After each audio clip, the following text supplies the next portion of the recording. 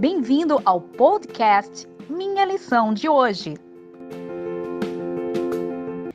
Olá, seja bem-vindo a mais um podcast Minha Lição de Hoje. Nesta terça-feira, dia 9 de junho de 2020, o tema é Identificando o Chifre Pequeno. O livro de Daniel, ele é dividido em parte histórica e em parte profética. E essas duas partes se entrelaçam durante todo o livro.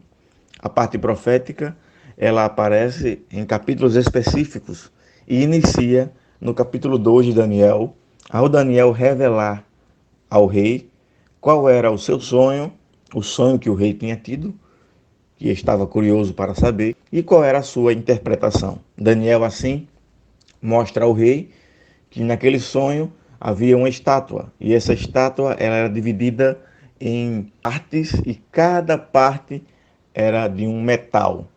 Primeiro metal precioso, primeiro era o metal precioso, que era o ouro, e o ouro representava a Babilônia, o reinado em que Daniel estava vivendo, que era o reinado do rei Nabucodonosor. O segundo reino, sequencialmente, cronologicamente na história, seria então o reinado da Medopécia, representado pelo metal prata. O próximo seria o bronze, na cintura, que era a sequência, sequencialmente viria o reinado da Grécia. E por último, na estátua, digamos assim, o último reino absoluto seria o reinado de Roma. Roma, então, pagã. O reinado de Roma era representado pelo ferro. E, por último, seria ferro e barro. Agora, veja que interessante. Esta parte de Daniel 2, ela não dá detalhes sobre como aconteceria os fatos que estão ali entre o entrelaçamento entre ferro e barro. No capítulo 7 e 8 de Daniel, essa mesma profecia de Daniel 2 se repete, a cronologia do mundo, contudo com animais diferentes. No capítulo 7 de Daniel, Babilônia ainda é representada pelo leão. Depois, a Medopécia, que é representada pelo urso. E, sequencialmente, nós temos a Grécia, representada pelo leopardo. E aí aparece Roma pagã, o quarto animal. Veja, a mesma sequência de Daniel capítulo 2. Quando vamos ao capítulo 8, nós não temos mais um animal representando a Babilônia. Daniel já tinha visto que, a partir dali, começava pelo reinado da Medopécia, representada pelo carneiro. Depois a Grécia, representada pelo bode. Depois a Roma pagã, representada por um chifre que move-se pela terra. Então perceba que em ambos os capítulos, no capítulo 7 e no capítulo 8, nós temos o chifre pequeno aparecendo.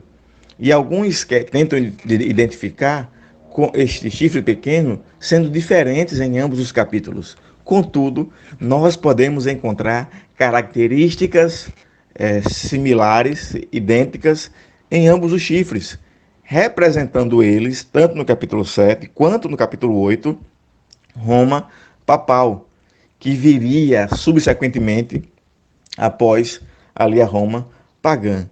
E quais características são essas?